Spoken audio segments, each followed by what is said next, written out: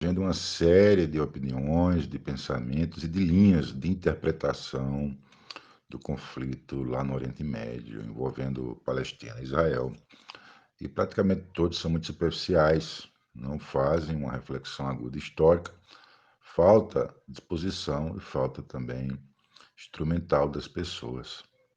O que não é fácil. Como que a gente vai opinar sobre algo de 100 anos atrás? A gente abre os livros de história, os registros, tem várias versões, né? Então é muito delicado, muito difícil. Nós que estamos no Brasil, a gente está vivendo ainda, oxalá, durante muito tempo em paz com outros países. Temos cá nossas arestas individuais, por quem quer que seja, né? O brasileiro hoje, boa parte na política, agora do final do ano passado, mostrou-se. Tem uma parte que odeia Cuba, tem uma parte que odeia os Estados Unidos, tem uma parte que odeia a Venezuela, mas isso não está consumado em guerras. E nem há motivo para tal, e nem há planos para tal. São divergências do que as nações consideram como importantes para serem aplicadas, tanto internamente quanto externamente, né? E é preciso respeitar a opinião das pessoas. Esse princípio democrático, ele, quando está ausente, gera conflitos, gera guerras. Nós vimos aqui, internamente no Brasil, muita gente se matando literalmente, porque não admitia a divergência do seu ponto de vista. No entanto, é uma grande bobagem, porque não vai ser um pensamento individual que definirá o curso e o andamento de todo um coletivo, de todo um embate, né? No caso eleitoral brasileiro, foram as urnas que decidiram quem seria o presidente e agora é o presidente Lula. Assim como o anterior foi Bolsonaro. Então, as opiniões de agentes, elas podem ser expressas, mas necessariamente elas não vão determinar o curso final. Influenciamos alguma coisa. Lá na região da Palestina e Israel já são mais de 50 anos de conflitos. E as razões históricas estão desde a época ainda da Primeira Guerra Mundial, da expansão colonialista europeia, né, que dominou nos 1700 para os 1800, dominou a África quase toda e loteou a África entre as nações europeias e parte do Oriente. Lá naquela região da Palestina e Israel também teve, e foi a presença dos ingleses, né? E um acordo de fim de guerra foi que ali se criaria o tão desejado Estado de Israel por uma parte dos judeus, né? Porque necessariamente a pessoa ter uma religião não quer dizer que tem que ter um Estado só para si. Você é evangélico, protestante, católico, muçulmano, enfim, budista, você é em qualquer país e submete à lei daquele país. Mas, no direito civilizatório dos povos, um grupo de judeus interpretaram que é necessário um Estado judeu, um Estado de Israel. O conflito se deu logo em 1948, quando a Palestina se negou a assinar um entendimento entre as nações, de adotar aquela área que onde hoje é Israel, né? Claro que era uma área menor, se expandiu muito, de 48 para cá, expandiu muito, mas a Palestina se recusou, que a Palestina tinha toda aquela área ali consagrada como sua da região. É um montante de desencontros, de desacordos, de conflitos e guerras que não se resumem numa reflexão de poucos minutos, nem no estudo de um, dois livros, sabe? Preciso dedicar anos para poder dizer assim, estou entendendo o que está acontecendo, então o correto é esse, o correto é aquele outro, etc. Daí que a gente não pode ter a pretensão de querer assistir um telejornal e dizer quem é bom, quem é ruim, né? Essa lógica de quem é bom, quem é ruim, ela está num passado que não cabe mais hoje, tá certo? Tem gente boa, tem gente ruim em todo canto.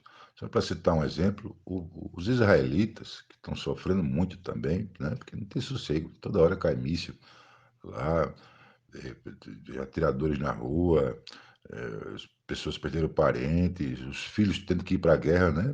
Um exército numeroso. O exército de Israel é um país pequeno. Então, praticamente, acho que toda família tem uma pessoa ou outra na guerra. E lá o serviço militar é obrigatório para homem e para mulher.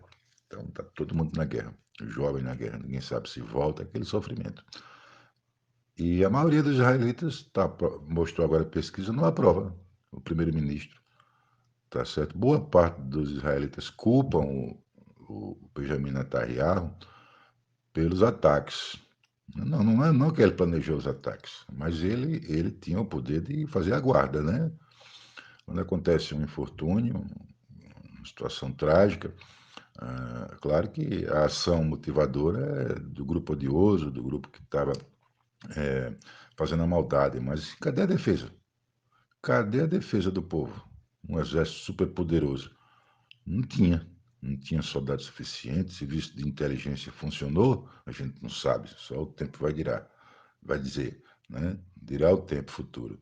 Porque lá no 11 de setembro, hoje se sabe, lá nos Estados Unidos, que foi avisado o governo, disse, olha, toma cuidado porque vai ter um ataque aí, tudo indica, estão planejando, mas o governo ignorou. Fez corpo mole, não se interessou, sei lá. Será que não aconteceu a mesma coisa lá em Israel? Então, é uma tragédia muito grande que a gente não tem que tomar um lado. É uma dificuldade. Nós no Brasil estamos vivendo no país que está em paz com outras nações, assim como a maioria das nações do mundo. Nós estamos num país democrático, podemos expressar nossas opiniões, debater, discutir, discordar, ficar com raiva, ficar contente daquilo que a gente viu, e nem por isso a gente vai se dar a guerra, ao extermínio de um com o outro e o mais forte vence. Não, não é esse o caso.